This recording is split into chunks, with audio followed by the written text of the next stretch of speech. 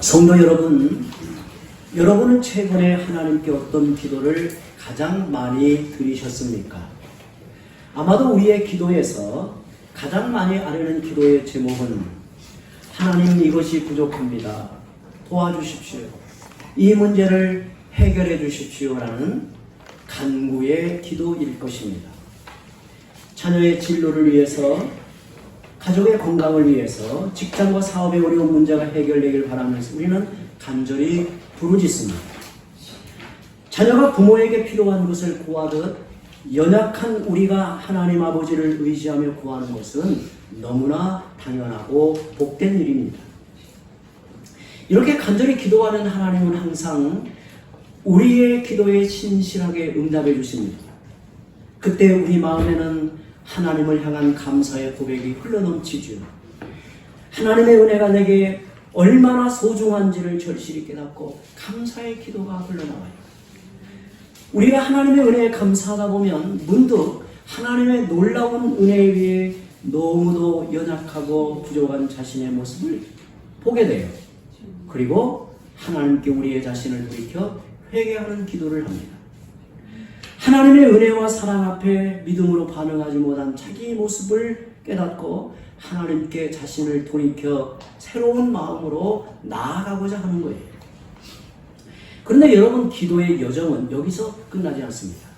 믿음이 자라고 영적으로 성숙해지면 기도는 한 단계 더 높은 곳으로 나아가요. 그것은 바로 하나님의 응답이라는 선물을 넘어 그 선물을 베푸신 하나님을 기뻐하고 그분의 이름을 높여 찬송하게 되는 거예요. 어느 영성학자는 우리의 기도는 간구에서 감사로, 회개로, 찬양의 순서로 깊어진다고 했습니다. 우리가 하나님 앞에 기도할 때 간구하죠. 그리고 은혜를 받고 하나님의 사랑 앞에 감사하면 그 은혜 앞에 부족한 자신을 보고 회개하고 그리고 하나님을 높여 찬양하는 그 기도의 어떤 순서로 깊어진다는 거예요. 처음에는 자신의 부족을 채우기에 시작한 기도가 결국 하나님의 위대하심과 선하심 그 자체를 높여 찬양하는 기도로 완성이 된다는 것입니다. 오늘 본문 역대하 20장에는 기도의 최고봉, 절체절명의 위기 앞에서 찬양의 능력으로 승리를 거둔 한 사람이 등장합니다. 그가 바로 남유다의 여호사밧 왕입니다. 그의 통치 말년에 주변의 모압과 암몬과 마온이라는 세 나라가 연합하여 유다를 쳐들어왔어요. 전략적으로 보면 도저히 이길 수 없는 그야말로 국가적 부도 사태 앞에 그리고 거대한 폭풍이 몰아친 상황이었습니다. 모든 소망이 끊어진 것 같은 두려운 상황에서 여호사밧은 어떻게 기도했을까요? 또한 그 기도의 끝에서 어떻게 현실을 초월한 찬양을 올려드릴 수 있었을까요? 오늘 말씀을 통해 내 인생의 무거운 짐을 하나님의 일로 맡겨드리고 두려운 현실 너머에 계신 하나님을 찬양함으로 승리하는 영적 비결을 함께 나누고자 합니다. 나라의 명운이 걸린 절체절명의 순간에 여호사밧은 가장 먼저 성전에 엎드려 이렇게 기도합니다. 6절 함께 읽어보죠. 우리 조상들의 하나님 여호와여, 주는 하늘에서 하나님이 아니시나이까? 이방 사람들의 모든 나라를 다스리지 아니하시나이까? 주의 손에 권세와 능력이 있사오니 능히 주와 맞설 사람이 없나이다. 구약시대 여러 인물들의 기도에서 볼 수 있듯이 여호사밧은 기도를 시작하면서 먼저 우리에게 하나님은 어떤 분이신가를 떠올립니다. 그는 하나님께 이방인들도 주관하시는 권세와 능력이 있음을 알고 모압, 암몬, 마온의 연합군으로부터 구원해 주시기를 간구합니다. 그런 다음 여호사밧은 전에 하나님이 이 땅의 주민들을 쫓아내시고 언약 백성인 우리에게 이 땅을 주신 언약의 약속을 떠올립니다. 그 내용이 7절에 나와요. 또 함께 읽어봅니다. 우리 하나님이시여 전에 이 땅 주민을 주의 백성 이스라엘 앞에서 쫓아내시고 그 땅을 주께서 사랑하시는 아브라함의 자손에게 영원히 주지 아니하셨나이까. 우리가 여호사밧의 기도를 찬찬히 살펴보라는 거예요. 그는 전에 하나님이 이 땅 주민을 쫓아내시고 아브라함의 자손인 우리에게 이 땅을 주셨은 이를 아뢰면서 지금도 하나님의 구원을 기대하며 간구합니다. 그리고 12절에 이렇게 기도합니다. 우리 하나님이여 그들을 징벌하지 아니하시나이까. 우리를 치러오는 이 큰 무리를 우리가 대적할 능력이 없고 어떻게 할 줄도 알지 못하고 우리는 오직 주만 바라보나이다. 그러면 우리가 이와 같이 하나님의 도우심의 역사를 기억하고 기대하며 하나님을 의지하면 어떤 일이 일어나는가? 어떤 일이 일어나는가? 어린 자녀가 감당할 수 없는 문제를 안고서 부모에게 울면서 도와달라고 하면 그 문제는 더 이상 자녀의 과제가 아니라 부모의 책임이 됩니다. 자녀가 어려운 숙제, 도저히 감당할 수 없는 문제를 가지고 와서 부모에게 도와달라고 요청을 하면 더 이상 그 자녀에게 맡겨진 과제가 아니라 누구의 책임이 된다고요? 부모의 책임이 된단 말이죠. 이와 같이 우리가 하나님께 아뢰어 도우심을 구하면 내 삶의 문제는 하나님의 문제가 되고 나의 위기는 하나님이 일하시는 무대가 된다는 거예요. 이게 기도의 놀라운 비밀의 은혜란 말이죠. 내 인생의 무거운 짐 하나님께 맡기는 길이 있다는데 그것이 바로 기도라는 거예요.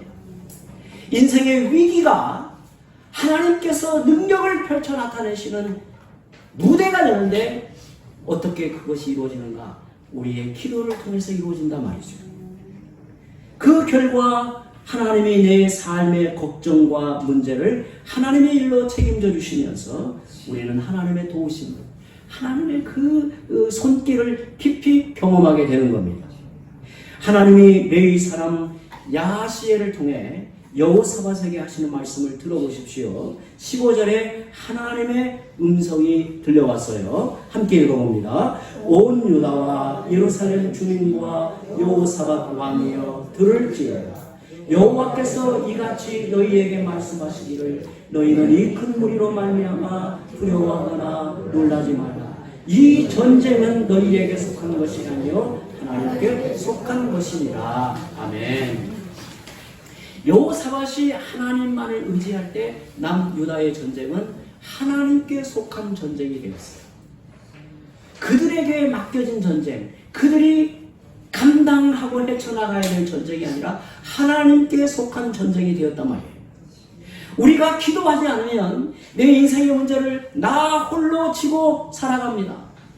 그러나 하나님께 아뢰어 기도하면 내 인생의 문제는 하나님의 문제가 되고 나의 싸움이 하나님의 싸움이 되었을 때 그때 우리가 해야 할 일은 무엇인가? 17절에 이렇게 말합니다. 우리가 할 일, 이 전쟁에는 너희가 싸울 것이 없나니 대열을 이루고 서서 너희와 함께한 여호와가 구원하는 것을 보라. 유다와 예루살렘아 너희는 두려워하지 말며 놀라지 말고 내일 그들을 맞서 나가라. 여호와가 너희와 함께하리라 하셨느니라. 이렇게 말씀해요. 하나님이 내 인생의 문제를 도맡아 주실 때 나를 괴롭게 하는 적을 두려워할 게 아니라 하나님의 구원하심을 기대하게 되는 겁니다. 우리가 인생의 여러 문제를 겪게 되죠.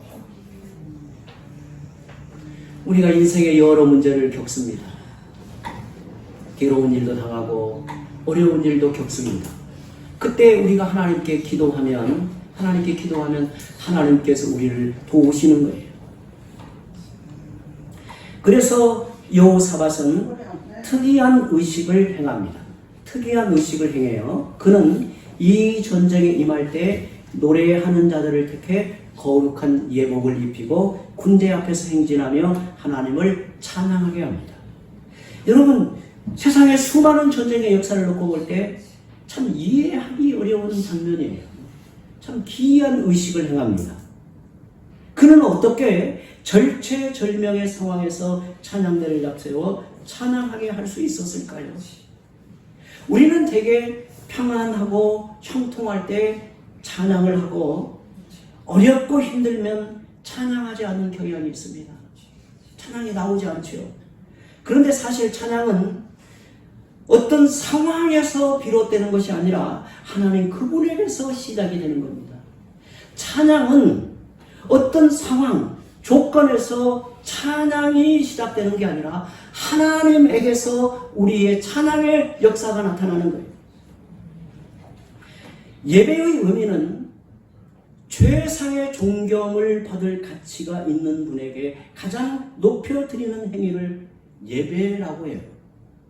우리가 하나님을 찬양하는 이유는 그분이 본질적으로 찬양을 받으시기에 합당하신 분이기 때문에 찬양을 하는 겁니다. 그런데 그 찬양할 때 놀라운 역사가 나타나요. 저는 오늘 우리 성도들이 이 말씀의 비밀한 은혜를 정말 우리 마음에 뭔가 이렇게 힌트, 큰 어떤 통찰이 나타났으면 좋겠어요. 찬양은 놀라운 거예요. 놀라운 역사가 우리 안에서 일어나게 해요. 저는 이렇게 확신합니다. 수많은 목회의 여정 속에서 찬양은 정말 상황을 반전시켜요. 우리가 그 문제를 바라보는 시각, 문제를 대하는 어떤 관점을 전혀 다르게 보게 하고 그것을 받아들이게 만들어요. 찬양은 우리의 마음을 여유롭게도 하고요. 우리의 마음을 담대하게도 하고 우리 마음에 내가 알 수 없는 어떤 생명력, 활력을 얻게 만들어요. 그것이 오늘 여호사밧이 이 전쟁에 임하면서 찬송을 통해 우리에게 나타내고자 하는 하나님의 말씀이에요. 이런 관점에서 찬양은 철저히 하나님 중심적입니다. 찬양은 자신의 감정이나 상황이 아니라 하나님의 위대하심과 선하심에 집중하게 합니다. 여호사밧이 전쟁에 임해서도 하나님을 찬양할 수 있었던 것은 두려운 현실이 아니라 하나님을 바라보았기 때문이에요. 우리는 어떤 문제를 직면하면 문제를 뚫어지게 쳐다봐요. 그리고 문제를 보고 고심해요. 이걸 어떻게 할까? 이 문제를 어떻게 해결할까? 그래서 문제 속에 함몰이 돼요. 결국에 문제가 내 인생을 흔들기 시작해요. 낙심하게 되고 절망하게 만들어요. 그러나 여러분, 우리는 어떤 문제를 대하든 그 문제 위에 계시는 하나님을 바라보는 거예요. 문제에서 하나님을 바라보는 거예요. 하나님을 바라본다라고 하는 것은 하나님을 의지하고 하나님의 이름을 높여서 하나님 이 문제 속에서 하나님 되심을 나타내도록 강력한 믿음의 요청을 하는 게 바로 뭐라고요? 그게 바로 찬송이란 말이죠. 우리는 한 주를 살아가면서 세상살이의 걱정과 근심으로 찬양을 잃어버리곤 하지만 주일을 예배 때 하나님을 다시 바라보고 찬양을 회복합니다. 찬양을 회복합니다. 저는 우리 성도들이 정말 우리 인생 가운데 18번 찬송이 있었으면 좋겠어요. 내 인생을 고백하는, 그리고 하나님의 손을 이렇게 붙들고 하나님 앞에 나아가는, 그리고 하나님과 동행하는 찬송이 내 안에 있었으면 좋겠어요. 연세가 드시면 저녁에 잠을 이루지 못하는 분들이 많습니다. 그때 조용히 찬송을 부릅니다. 저는 찬송하면 찬송가 369장을 생각을 합니다. 제가 신학교에 가니까요. 지금은 이제 고인 되셨지만 신복윤 교수님이 3년 내내 6학기 동안을 똑같은 찬송을 불렀어요. 그분이 조직신학 강의를 하셨는데요. 매 시간이 되면 선생님이 이제 교실에 들어오시면 학생들이 다 서서 기다립니다. 신학교는 특이해요. 보통 학교에서는 교수님이 들어오시면 자리에서 일어나나요? 안 일어나나요? 안 일어나잖아요. 집에서 자녀가 있다가 부모님이 들어오시면 자리에서 일어나야 되나요? 안 일어나야 되나요? 보통은 일어나야 하잖아요. 일어나야 돼요. 그래서 이제 선생님이 들어오시면 자리에서 다 일어납니다. 그러면 이제 선생님이 기도해요. 그리고 이제 찬송을 하는데 찬송가 369장 죄진 맡은 우리 구주 찬송을 했어요. 저는 1학년 1학기 때 저분이 찬송을 그거밖에 안 좋아하나 보다 그렇게 생각을 했어요. 왜 그 찬송만 할까? 그런데 1학년 2학기 또 2학년 1학기도 계속하면서 이상하게 그 찬송이 내 마음에 좀 신비로운 힘과 위로를 줘요. 여러분 신학교 다닐 때 쉽게 편하게 다니는 분들은 그렇게 많지 않아요. 다 어려워요. 하나님이 그 고난을 주고 그래서 훈련을 시키는 거예요. 근데 너무 힘들고 버겁고 내가 감당할 수 있을까 힘들어할 때 그 찬송을 부르고 또 부르면요 내가 알 수 없는 힘을 줘요. 그리고 그 찬송 하나가 하루를 버티게 만들어요. 한 학기를 견디게 만들어요. 저는 놀라운 경험이었어요. 여러분 오늘 우리에게도 마찬가지예요. 오늘 우리에게도 마찬가지예요. 때로는요 정말 믿음의 담대함으로 찬송을 통해서 내 안에 있는 우울함, 불안, 염려, 근심을 떨쳐내야 돼요. 찬송으로 몰아내는 거예요. 찬송으로 하나님의 평강과 위로와 소망이 내 마음을 지배하도록 만드는 거예요. 찬송이 놀라운 것은 바로 그런 거예요. 시편 63편 3절 4절에 이렇게 말합니다. 주의 인자하심이 생명보다 나음으로 내 입술이 주를 찬양할 것이다. 이러므로 나의 평생에 주를 송축하며 주의 이름으로 말미암아 나의 손을 들리이다. 찬양은 우리 자신과 상황에서 비롯되는 것이 아니라 찬양을 받기에 합당하신 하나님으로 인해 시작되는 것임을 알 수 있습니다. 그러나 오해하지 마십시오. 여호사밧이 적을 물리치기 위해 찬양을 무기나 전략으로 이용하는 것은 아닙니다. 전쟁이 시작되기도 전에 찬양할 수 있었던 것은 이 전쟁은 하나님께 속한 것이라는 약속의 말씀을 절대적으로 신뢰했기 때문이에요. 즉 찬양은 기적을 일으키는 주문이 아니라 하나님의 신실하심을 향한 강력한 신뢰의 고백이라 말이죠. 사도행전 16장에는 바울과 실라가 복음을 전하다 붙잡혀 억울하게 매를 맞고 감옥에 갇힌 사건이 나옵니다.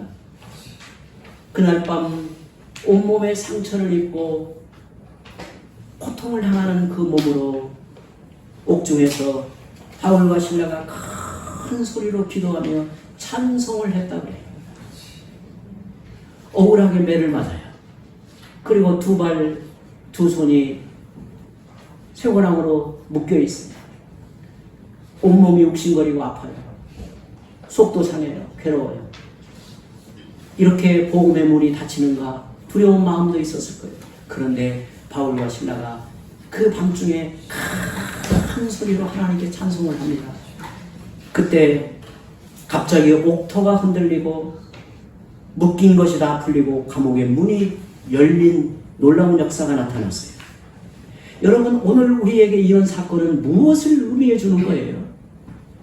오늘 우리도 이렇게 하면 지진이 나고 묶여있는 것이 막 그 순간에 풀어진다는 것을 우리에게 보여주고자 하는 건가요? 하나님을 높여 찬송할 때 전쟁에서 승리하고 감옥의 문이 열린 이유가 뭘까요?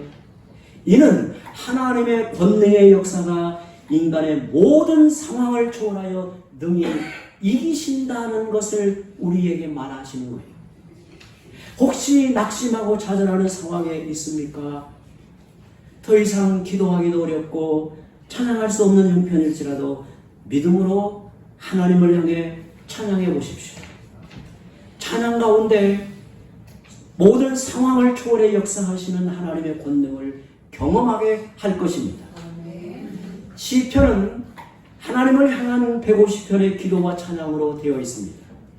시편의 시작인 1편은 여호와의 말씀을 주야로 묵상하는 자가 복이 있다고 선포하지만 시편의 마지막 결론인 146편에서 150편은 어떤 간구나 감사나 회개의 내용이 아닌 오직 하나님을 찬양하는 할렐루야로 가득해 있습니다.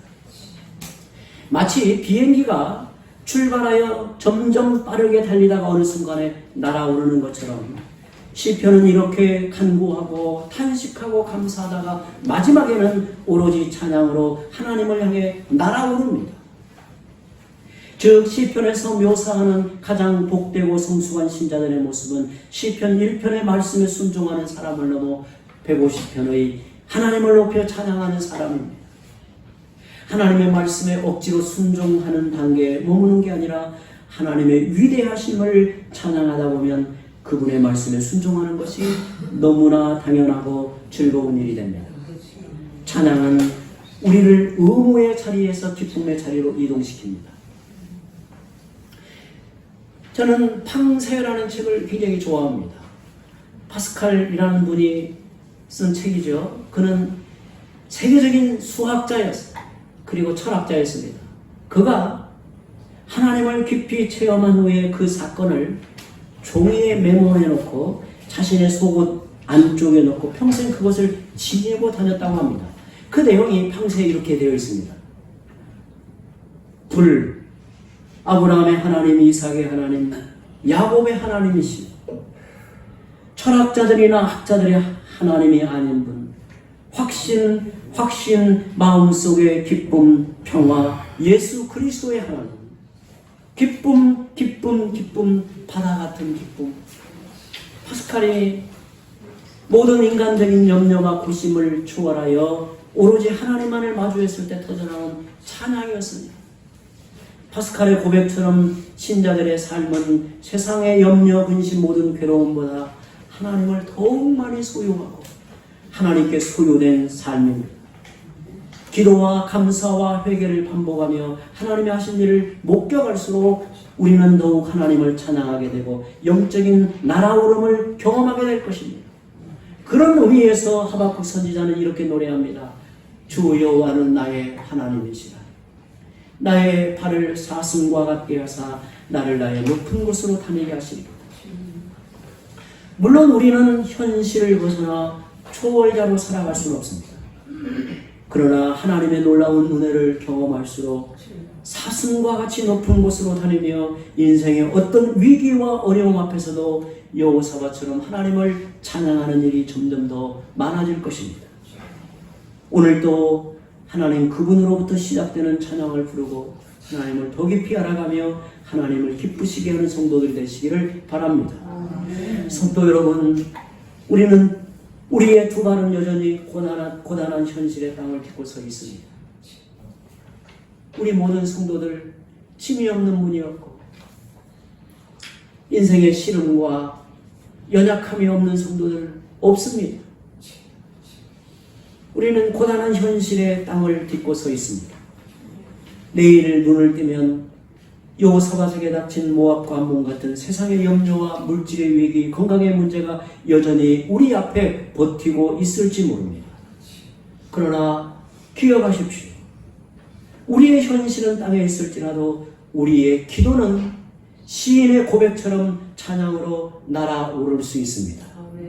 부르짖는 자리에서, 여러분이 기도하는 자리에서 내 인생의 어떤 문제보다 크신 하나님을 바라보십시오. 자기 힘으로 도저히 어찌할 수 없는 절체절명의 순간이 바로 거룩한 예복을 입고 내 입술에 찬양을 올려드려야 할 때입니다. 이번 한 주간 염려와 걱정의 앞을 가릴 때 기도의 방향을 바꾸어 보십시오. 하나님 힘이 듭니다라는 간구를 넘어서 하지만 주님은 위대하십니다. 주님은 선하십니다. 라고 선포하며 찬양을 드리십시오. 우리의 찬양이 시작될 때 하나님의 역사는 시작됩니다. 파스칼이 체험했던 그 바다와 같은 기쁨이 여호사밧이 경험했던 승리의 노래가 오늘 여러분의 삶에 가득하기를 주의 이름으로 축원합니다.